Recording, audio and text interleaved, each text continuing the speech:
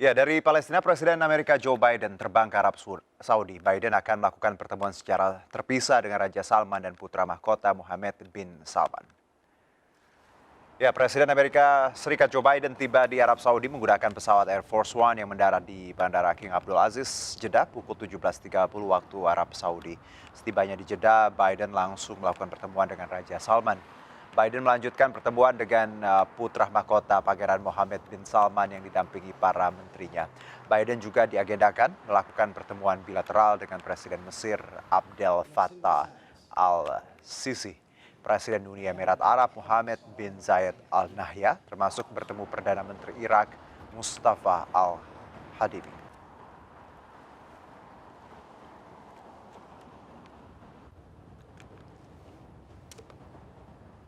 Ya, dan untuk membahas pertemuan Presiden Amerika Serikat Joe Biden dengan beberapa tokoh di Arab Saudi, kita tersambung dengan jurnalis kami, ada Mas Heri Kurniawan. Mas Heri, selamat sore waktu Jakarta.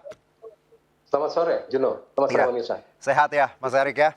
Alhamdulillah. Alhamdulillah. Terima kasih sebelumnya. Kalau kita bicara mengenai tujuan Biden ke Arab Saudi ini, tentunya ini banyak dibaca di media sosial bagaimana tadi kerjasama, energi, dan hal lain. Kalau dari laporan Mas Erik sendiri, ada update apa soal tujuan Biden ini ke Arab Saudi? Terima kasih, Juno. Oke, pemirsa. Baik, ini adalah pertemuan yang sangat luar biasa sebetulnya. Ini saya melihat sebagai sebuah pragmatisme dari politik. Setelah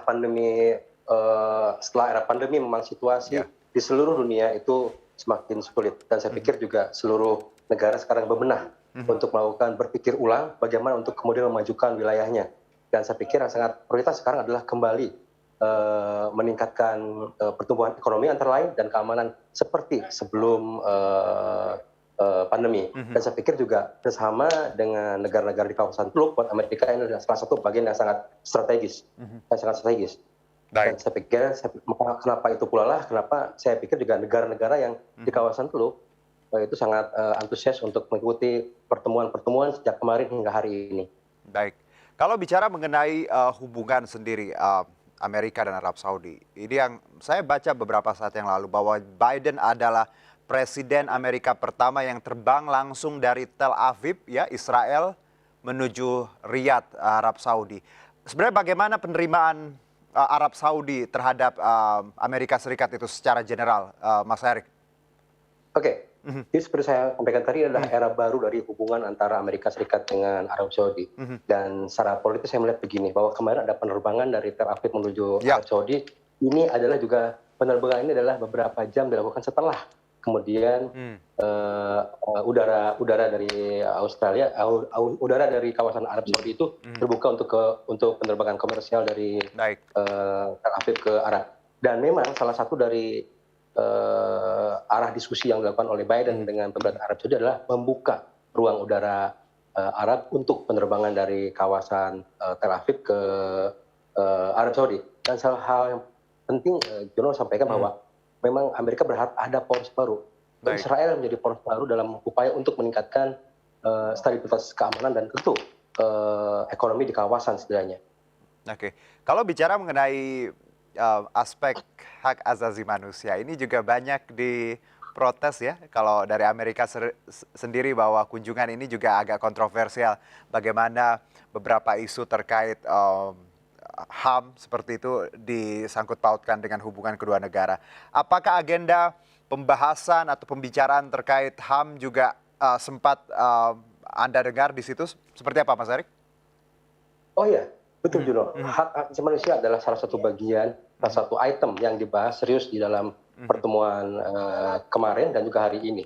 Dan memang isu-isu HAM ini memang sepertinya memang hal yang memang standar dilakukan oleh seluruh negara, terutama Amerika dalam setiap kunjungannya ke setiap negara di dunia.